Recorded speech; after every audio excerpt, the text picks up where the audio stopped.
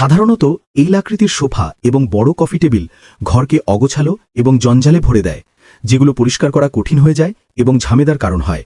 এই ঝামেলা থেকে বিরক্ত হয়ে ঘরকে আরও স্মার্ট এবং কার্যকরী করে তোলার একটি বড় সিদ্ধান্ত নেওয়া হয়েছে। প্রচলিত সোফার পরিবর্তে এখন কাঠের বাক্স বেস ব্যবহার করা হচ্ছে, যার সঙ্গে ব্যাকরেস্টের জন্য কাঠের বোর্ড এবং মোটা কুশন দেওয়া হয়েছে।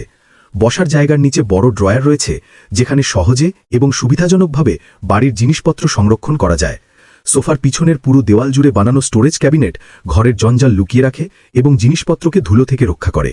বাইরের দিকে একটি লো ক্যাবিনেট রাখা হয়েছে, যেখানে দৈনন্দিন প্রয়োজনীয় জিনিস যেমন পেপার টাওয়াল সংরক্ষণ করা হয়, আর এর উপরে একটি খোলা কম্পার্টমেন্ট রয়েছে। স্পেসকে আরও ভালোভাবে ব্যবহার করার জন্য একটি উল্টো জুতার ক্যাবিনেটও বুদ্ধিমত্তার সঙ্গে বসানো হয়েছে। ঘরের মাঝখানে একটি নড়াচড়া করা যায় এমন ভাঁজ প্রতিরোধী মানবাকৃতির আসবাব রাখা হয়েছে।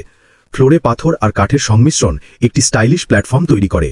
বারান্দার একদিকে একটি বুকশেলফ দেওয়াল রয়েছে, যা বাচ্চাদের জন্য আরামদায়ক পড়াশোনার জায়গা তৈরি করে এবং তাদের ভালো পড়াশোনার অভ্যাস বাড়িয়ে তোলে। এর সামনে একটি ডেস্ক রাখা হয়েছে, যা অবসর এবং বিনোদনের এলাকা হিসেবে ব্যবহৃত হয়। এই নতুন লিভিং রুম শক্তিশালী স্টোরেজের পাশাপাশি প্রশস্ত এবং কার্যকরী ডিজাইন অফার করে, যা পুরো পরিবারের জন্য একেবারে উপযুক্ত।